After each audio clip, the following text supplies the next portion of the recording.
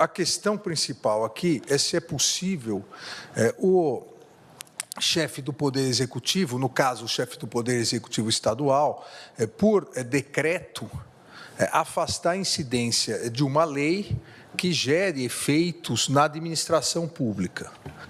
E essa questão é importante porque, na vigência da Constituição anterior, se entendia possível, excepcionalmente, que o chefe do Executivo, desde que a lei afetasse só a administração, o chefe do Executivo pudesse suspender a eficácia da lei.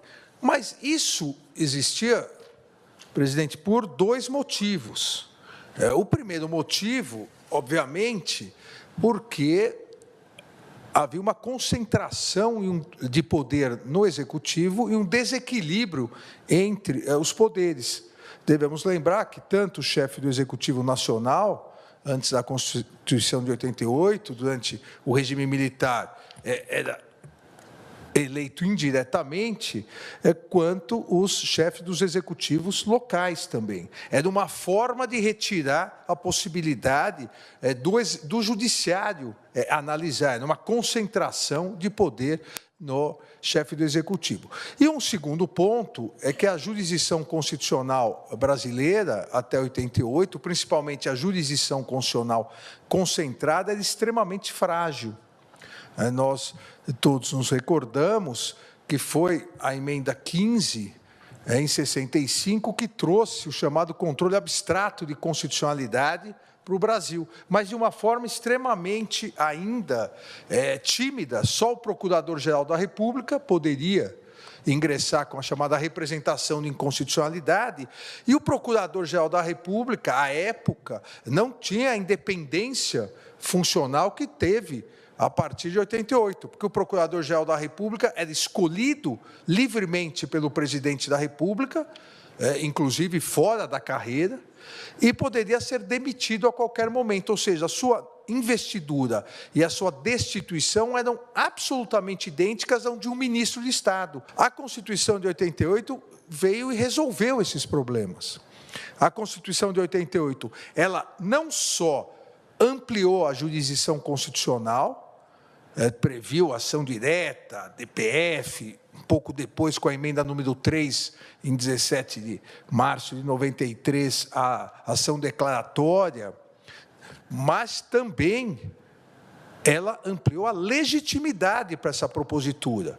E essa discussão na Assembleia Nacional Constituinte foi uma discussão muito longa. O Procurador-Geral da República continuou com a legitimidade e tendo total independência e autonomia, em virtude não só do seu modo de nomeação, escolhido dentro da carreira, com aprovação de maioria absoluta do Senado Federal, mas principalmente por ter mandato certo e a destituição ser um procedimento específico previsto na Constituição.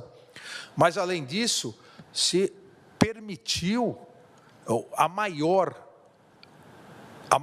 colegitimidade do direito comparado. Nenhum país do mundo, ou em nenhum país do mundo, ministra Carmen, há tanta facilidade de se acessar uma Suprema Corte, um Tribunal Constitucional, como no Brasil, mesmo em jurisdição constitucional. No momento em que se rediscutiu toda a jurisdição constitucional, se ampliou o acesso, se permitiu aos governadores de Estado, não só a ação direta de inconstitucionalidade no Supremo Tribunal Federal, mas também no âmbito do Estado perante os tribunais de justiça, obviamente, aquela excepcionalidade que já tinha um ranço de centralismo de poder no Executivo, de poder simplesmente ignorar a legislação, uma lei, e suspender no âmbito da administração a sua incidência sem passar pelo judiciário, essa excepcionalidade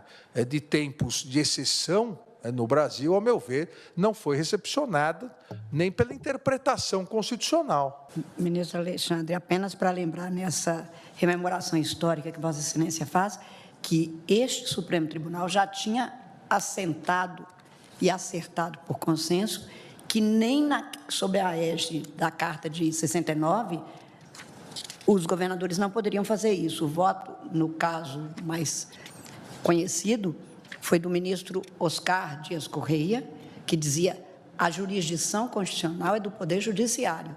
Então, o governador não poderia, isso que Vossa Excelência acaba de enfatizar, leva ao Procurador-Geral. E havia discussão aqui no Supremo se o Procurador-Geral poderia recusar a trazer a este Supremo Tribunal uma representação de inconstitucionalidade que deu no célebre mandado de segurança de 70, em que se pediu ao Supremo que então mandasse que o Procurador-Geral fosse obrigado a trazer qualquer representação, que levou a renúncia ao cargo numa sessão neste Supremo de um dos ministros, exatamente por conta disso. Ele disse: se eu não posso julgar a inconstitucionalidade, e isso é o Supremo, eu não quero também continuar aqui. Né? Então, para lembrar que, mesmo na vigência da já Carta, havia essa restrição. Não era unânime na doutrina, e o Supremo se pronunciou sobre isso, impedindo, majoritariamente impedindo. Nós estamos falando de 65, depois do golpe militar de 64, quando o Congresso começava a entender que o regime militar não iria convocar novas eleições como prometido. E aí a ideia foi trazer essa possibilidade: olha, se eventualmente o Congresso aprovar alguma coisa que não nos interesse, nós temos o Procurador-Geral para ingressar. Quando era contra o Executivo, e Vossa Excelência bem recordou, ministra Carmen, quando era contra o Executivo, o Procurador-Geral, porque era um cargo de confiança, não ingressava. E foi a célebre discussão em que houve até renúncia no Supremo, porque disse: então nunca vai chegar. Não. O filtro não era só muito restrito, era um filtro ligado ao Poder Executivo. Mas isso me parece que foi solucionado pela Constituição de 88, basta ver o número de ações diretas, arguições de descumprimento que nós temos.